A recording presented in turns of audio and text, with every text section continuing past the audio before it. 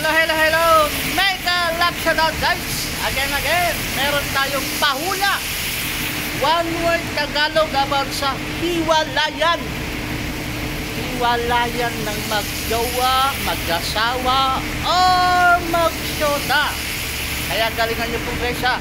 One word Tagalog about sa hiwalayan. Okay? Before that ay papakita ko po sa inyo. Itong nasa likod ko po ay yan po yung Golden Dragon Casino. Yan po guys, Golden Dragon Casino. At napapansin niyo po ay malakas yung ulan. Kaya naman ay pag nakikita niyo po dito sa may yun po yung mga sasakyan na nakatigil ay may kaputi, may payong po yung mga naglalakad. Ako rin ay walang payong Kaya nandito ako kesa naglakad sa kwan. Umikot ako dito sa gilid-gilid. Gilid-gilid talaga. Dito ako sa gilid-gilid naglakad para sa ganun ay hindi ako mabasa habang naglalakad siyempre. Diba? Malakas kasi yung ulan. Ayan po yung ulan na malakas. Then, nagkukwentuhan na rin tayo habang kayo po sumasagot sa baba. Galingan nyo po Galingan nyo po kung sino po ang mananalo ng 1,000 plus about sa hiwalayan. Ayan. About sa hiwalayan. One word Tagalog. So, wait lang, may sasakyan. May sasakyan. Ayan po yung pan. Ayan, umaambon-ambon. Ay, takbo. Yan, para di tayo mabasa. Yan po yung antyan para di tayo mabasa. Although umuulan din dito sa kanya, umuulan din sa taas niya. Ay, dadaan tayo sa overpass sa taas. And before that, ay ito na po yung nasa harap ko, nasa likod ko po. Itong casino na to ay Kasaril Casino. Katapat po niya sa kabila ang Golden Dragon Casino. Ayan po So mamaya pag nasa overpass tayo, ipakita ko po yung mismong building ng Kasaril. So let's go guys. Punta tayo sa may elevator pala. May elevator doon sa kabila. Kung nung isang araw naglakad tayo, nag-escalator na lang tayo. Ano ba? Para makita natin yung view. Escalator na lang. Takbo. Ayan, maulan. Yan, may mga nakapayong gano'n na naglalakad pababa. Tayo naman ay pataas. Yan po yung elevator. Ito yung maganda dito, may elevator, di ba? Yan, ikot natin yung camera. Pasensya akong magalaw kasi yung ginagamit ko po ay kamay lang. Next time bili po ako ng stick ba, yung selfie stick para mahaba, para mas malaki yung makover, hindi yung buong mukha ko na napakalaki. Diba? Okay, nandito na tayo sa taas. Ito yung aking likod Kasaril. Ayan. Wait lang. Nasa taas na tayo. Okay? Guys, galingan niya. Wait na. Nangawit na agad yung aking kamay. Ito po yung Kasaril. Kasaril po ito. Then, ipakita ko sa kabila niya. Ito po yung yan po yung bundok. Yan po yung bundok na mayroong tunnel. Tatatuloy tayo sa tunnel. Ito po yung bundok. And then, kung saan may tunnel para sa mga sasakyan. Yan po pumapasok yung mga galing doon sa kabila. Ang sa kabila is Red Market. Ito naman ay malapit sa Golden Dragon Casino. Ayan. Yan po. Ito natin ang ganda. Dahil sabi ko sa Macau. Yan. Kahit umuulan, nakikita natin yung view. Yung view ay maganda. Yan. Alright. Maulan man. Pero tuloy-tuloy, hindi ganong traffic. Ayan. Alright, ayan na. Okay. So let's go back sa aking pinapahulaan. Nangarap sa yung kamay ko Hahay. Sa aking pinapahulaan about sa hiwalayan, para makakuha nyo po yung tamang sagot. Bigyan ko po kayo ng kwento. Kwento. Ayan. Kwento tungkol sa mag-asawa. Ayan. Ito si lalaki ay seloso. Shout out sa mga seloso dyan na mga mister. Mahal na mahal niya ang kanyang misis. Kaya naman, ayaw na ayaw niya na ang kanyang misis ay nakikipag-usap sa mga boys o sa mga gwapong lalaki. Ayan. Pakita natin dito. Bago natin i-continue yung kwento. Ayan, ang ganda di guys. Ayan, mga kalsada dito. Yan ang style. Alright. So, to be continue guys.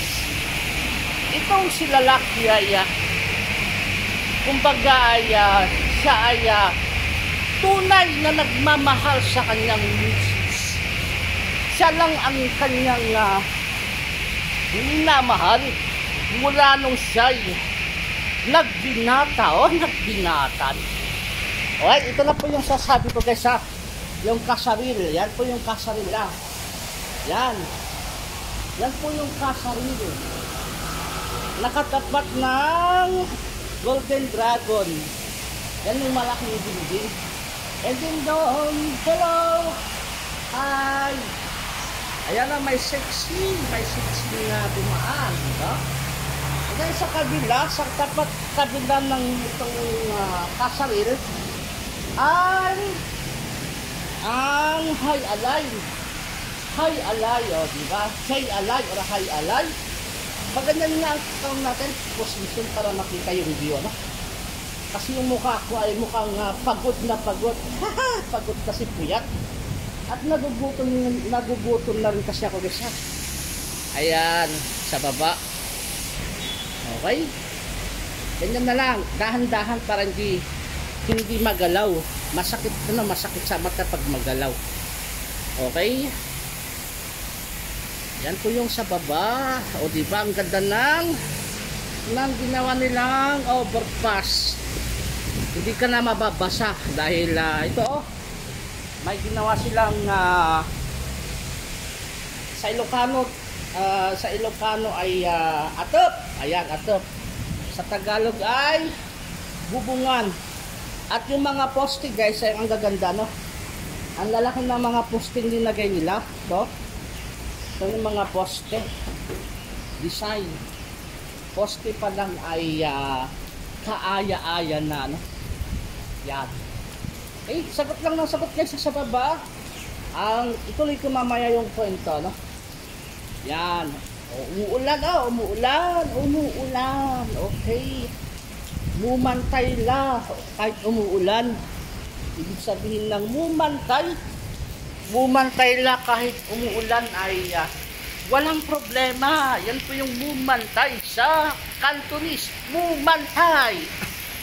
Wag lang yung yaw mantay. Okay? Ang ibig sabihin naman pag yaw mantay ay ikaw ay siraulo. Yan po yung pagkakaiba, Siraulo is yaw mantay. Ang mumantay, walang problema. Okay? Umutang ka man ng malaki, walang problema. Pero pag siningil ka at hindi ka nakabalat, ikaw ay yaw mantay, ikaw ay siraulo. Ayan, ganun po yung translation niya, Okay, excuse me. Pasintabi. Ayan, excuse me. Okay, continue natin guys. Continue. Si Mr. mahal na mahal niya si Mrs. Siya po ay napakasiloso. Pag nakita niya po yung kanyang Mrs. na pumunta sa kapitbahay, na pinata, ayun, nagtataka na siya. Nandun na siya agad, sinusundan niya. Wala siyang tiwala. Ganun ang si Mr. Ganun po yung mga siloso. Hindi naman siguro lahat, pero yung kinukwento ko ay walang katotohanan. Walang puto ay libang-libangan lang natin na mga naghuhula, pahula na sa Pinoy nyo. Para makuha nyo po yung saktong word. Ano? Sana may manalo, ano? 1,000 plus. One word Tagalog about sa hiwalayan. Ayan. At ang ingay ko, sana ay hindi ako pagalitan kasi wala namang tao guys ito. Sige, continue natin. Ayun, walang tao. Back and forth. Ako lang yung tao dito sa tunnel. Sana ay hindi makons kasi madaming CCTV. Ayan sa taas yung mga CCTV. Oh. Yan sa mga sa taas. Yan, mga CCTV. Okay, continue natin. Yan, hindi ako magalaw. Steady lang natin yan kasi ay nasa escalator tayo. One day talaga, no? One day. Si Mrs. ay ginabi siya ng uwi. Dahil niyaya siya ng kanyang kaibigan para umattend sa birthday ng kanilang classmate. At ginabi sila dahil yung kanilang sasakyan ay nasiraan. Parang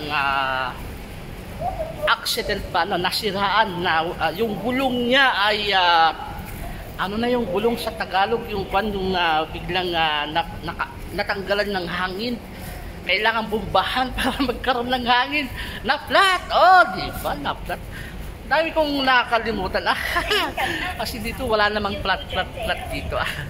Ayan, nagkaroon ng flat tire yung kanilang sinasakyan. Kaya siya ay medyo na-delay. Imbis na uuwi siya ng mga 5 or 6, umuwi siya ng mga 9 or 10. Ganon yung nangyari. Galit na galit si Mr. Sa kay Mrs. Bakit ka ginabi? Nag-explain naman si Mrs. Kasi love ang tawag nila. Yung sinasakyan namin ay nagkaroon ng diferensya ang gulong. Ganon. Hindi pa rin siya naniniwala. Parang sinabi niya, alibay mo lang yan. Nakipagtagpo ka sa ex mo. Ganon. Yun yung eksena niya. Kasi isa sa mga classmate niya dati ay ex ng kanyang asawa o ex. Kumusta sa mga ex dyan. Ayan. Okay, continue natin. Wait lang ha. Nangahawit na naman yung kamay ko. Okay, continue natin. Kaya nagkaroon ng pagtatalo guys. Nagkaroon ng pagtatalo. Alam nyo kung anong mangyaring pagtatalo? Sinabi ni Mr. ay huwag ka nang lalabas sa bahay na hindi ako kasama. Sabi niya kay Mrs. Pero ang sabi ni Mrs. ay wag mo akong pigilan kung ano ang gusto ko. Ayan, palaban si Mrs. Palaban. Yan ang Mrs. na palaban. Shout out sa mga Mrs. na palaban. Pagka ay pumalag siya. Doon lalong nag-init ang ulo ni Mr. Ayan, doon lalong nag-init ang ulo ni Mr. Ano? Sinusuway mo ba ako? Sabi niya kay Mrs. Sabay binuksig niya. Anong tawag doon? Inumbagan niya. Ayan, inumbagan niya ang kanyang tiyan. Ang tiyan ni Mrs. Ayan. Siyempre, masakit yun. Si aray, hayop ka, sabi ni Mrs. Bakit mo ako sinasaktan? Sabi ni Mrs. Dahil hindi ka sumusunod sa gusto ko, sabi ni Mr. Ayan. Sabi ni Mr. ay hindi daw sumusunod si Mrs. sa gusto ni Mr.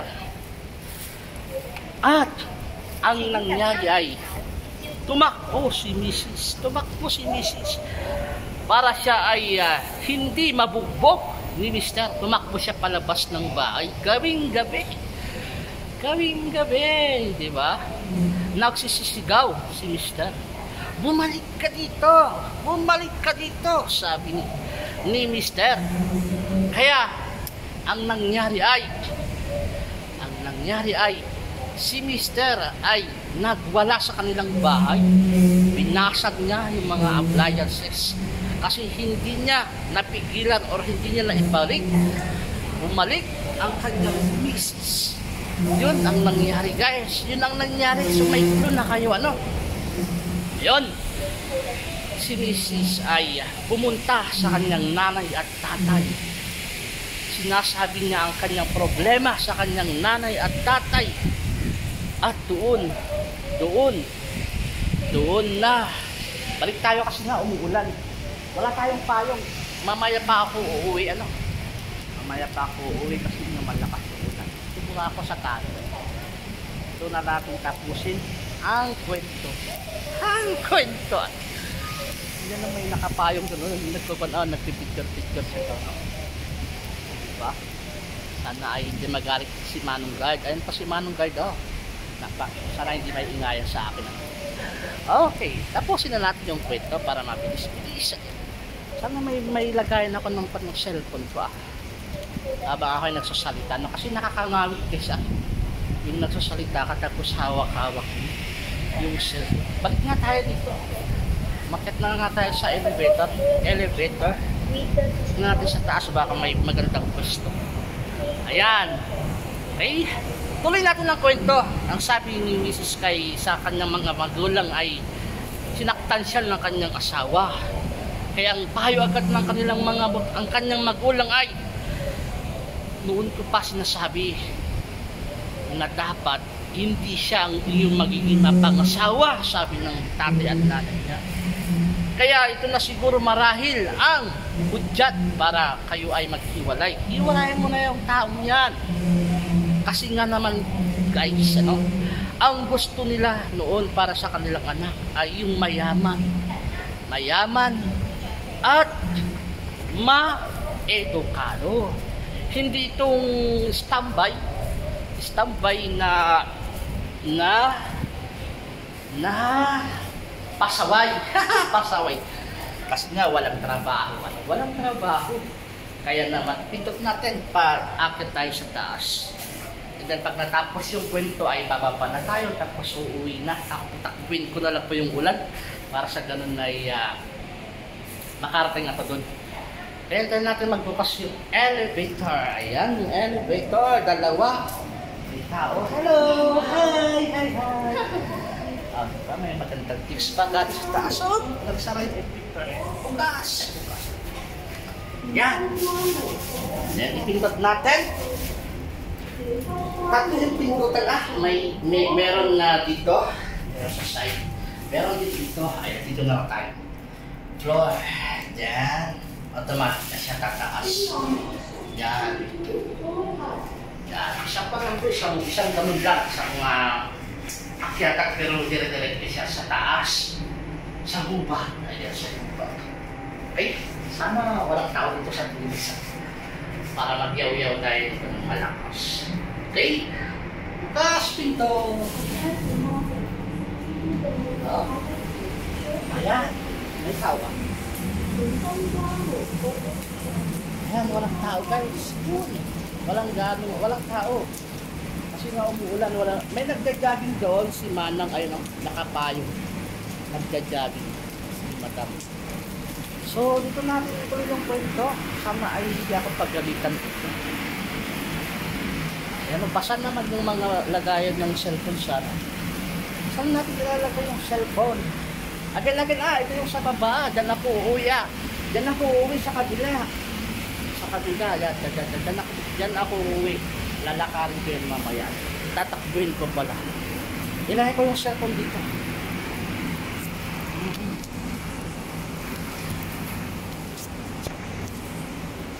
Ayan, sana ay hindi ka mahulog. Ayan, sana hindi mahulog yung cellphone. Ituloy natin yung kwento. Ayan, nilagyan ko ng supot yung aking bag para kanito ay hindi siya mabasa. Okay, ituloy natin yung kwento. Yun nga, nakapag-desisyon na si Mrs. na. Hiwalayan na niya ang kanyang asawa at sinuportahan siya ng kanyang parents. At nung nalaman, ayan, mahuhulog na siya pala. Huwag kang mahulog. Sana hindi mahulog at gumagalaw. Sa kabila.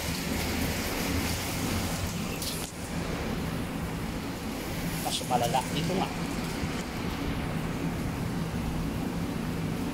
Yan, sana hindi mahulog po sa ito kasi sayang. Right. Ayun na, umuulan na, umuulan. Okay, ituloy natin yung kwento, ano? Yung kwento. Yun. Sinabi nung nagsampa na ng annulment ang Mrs. Nista. At natanggap niya ang annulment paper, ano? Na nandun na kasi na may kaya yung asawa, yung may kaya yung si Mrs. At agad-agad naman na napawalang visa ang kanilang kasal kasi nga meron mga medical, diba, na kapag sinaktan mo ang iyong asawa, yan po ay magiging basihan, diba? Para kung kunwari gusto na makipag-anal, ay yun, magagrang ang kanyang gusto, diba? Kasi nga pag mayaman, diba? Parang sa Amerika lang, no? Pag mayaman, pag ayaw mo ng sasawa mo, diba, divorce na agad. Diba, divorce pa na doon sa Amerika, sa Pilipinas, annulment, ano? Kaya nga sana meron ng divorce kasi mas mabilis yung processing, ano? And then, mas mura. Kaya lang ang problema kasi guys, sa Pilipinas, madaming kumukontra. Sa Kongreso, pumasa na po sa Kongreso. Naalala ko nung time ni Pangulong, marami ng Pangulo na na dumaan, na nagsusulong para sa divorce. Kaya lang, nahaharang po sa Senado. Sa Senado kasi ang may problema, no? Sa Senado, maraming takot mawalan ng boto kasi nga ang alam ng mga senador, majority sa mga botantes ay Katoliko, di ba? Alam nyo naman na ang Katoliko, ang mga pare kontra sa divorce. Sa divorce. Yun yung problema, no? Kaya sana sa akin walang kung ako tatanungin, ano? About sa divorce, dapat ay ipasa na. Pero may kondisyon, ano? Pwede kang magpakasal ng 3 beses, ano? 1, 2, 3, 3 beses lang, may limit, ano? Kasi yung iba, ginagawa nilang happy yung pagpapakasal tapos hiwalay, pagpapakasal tapos hiwalay. Parang yung mga artista ba? Yung mga artista pag may yung mga sikat, ano? May girlfriend, tapos nag-asawa, kinasal, hiwalay na. Maraming ganun na nababalitaan natin, ano? Yun yung sa atin naman sana, yung version sa Pilipinas, ang gagawin lang is 3 beses lang pwede. And then sa pang-apat na pagkakataon pag nakipag-divorce ay hindi na pwede, di ba? Yun yung sa akin, dapat ipasa na yun. Kasi nga madaming mga single mom ay madaming mga misis na nagtitiis sa kanilang mga mister. Di ba? Ngayon wala silang magawa. Although kahit hiwalay na sila, pero yung apelido ng kanilang asawa, dala-dala pa rin nila hanggang ngayon, ano? Wala silang choice, kahit meron na silang mahal. Or kaya yung kanilang mister ay meron na rin siyang iba, di ba? Walang choice yung babae, yung si Mrs. Yung apelido niya, apelido ng kanyang mister pa rin ang nandoon sa kanyang birth certificate. Hindi na yun mabubura, not unless na magkaroon ng annulment or divorce. Sana mas divorce, yun yung sana ang pinakamabilis, ano? Kasi pag sinabi natin annulment ay matagal yung process. Tapos mahal pa. Mahal. Okay, ituloy na natin yung kwento. Kwento talaga. Ngayon, na-file na po yung annulment, tapos ay naghiwalay sila ni Mr. niya, si Mrs. Mula noon guys, lalong naging masama yung ugali ni Mr. Hindi siya makamove on. Kaya one day habang nasa bahay si Mrs. sa bahay ng kanyang parents, kasi nga minamanan niya talaga, yun yung time na talagang linano niya na puntahan ang kanyang Mrs. na wala siyang kasama sa bahay. Doon, nagulat si Mrs. nung binuksan niya yung pinto. Yung mister niya pala ang nandoon sa labas at biglang pumasok. biglang pumasok sa kanilang bahay. Kaya naman, wala nang nagawa si Mrs. sa lakas ng kanyang asawa. Sa lakas ng kanyang asawa. At naisagawa niya ang kaya napersa niya guys, napersa niya ang kanyang misis para magtagumpay siya sa kanyang binabala. At nung nakaraos na po ay ayan, hello. Good morning. Naka siya, may tao. Babarati ko rin yung kwento, nagbukas na po. Yan. Tuloy natin yung kwento po, yung kwento about sa pangulan natin. So,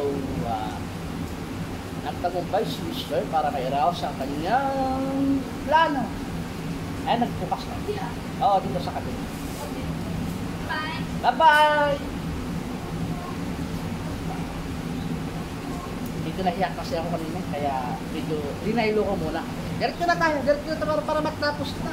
Para matapos na, dyan sa mga nasa baba, maraming salamat ha. Okay, alright. Tuloy natin yung kwento. Kwento. At umiiyak na si Mrs. Bakit hindi ka makamubon? Ang sabi ni Mr. Ay, ako lang ang nagmamayari sa'yo. Pero, anal na tayo, hindi ko pipirmahan, sabi ni Mr. Yung masama sa Pilipinas, ano? Yung hindi daw pipirmahan. Kaya, yun, asawa pa rin kita. Yun yung akala ni Mr. Asawa pa rin niya dahil hindi niya pinirmahan ang papeles. Ang yato sa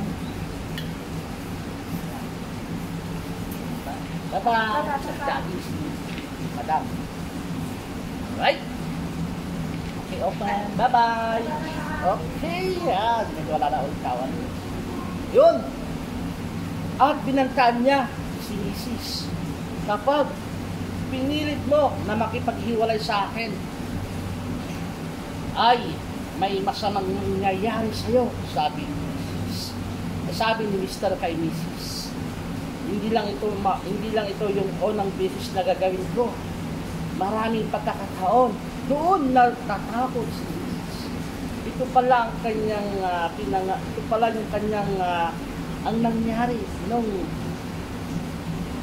na hindi niya pagsunod sa kanyang mga magulang. Kasi sinabihan na siya dati ng kanyang mga magulang na huwag yan ang lalaking ang iyong pakasalan dahil masama ang ugali, pero hindi niya naisip na ito na nga, nangyari na nga, masama ang ugali ng kanyang mister. Kaya naman, natatakot siya. So, nung umalis yung kanyang mister, umiiyak siya doon, bigla naman, parating na dumating ang kanyang mga magulang kasi tinawagan niya, ganito yung nangyari, pumunta yung mister ko dito.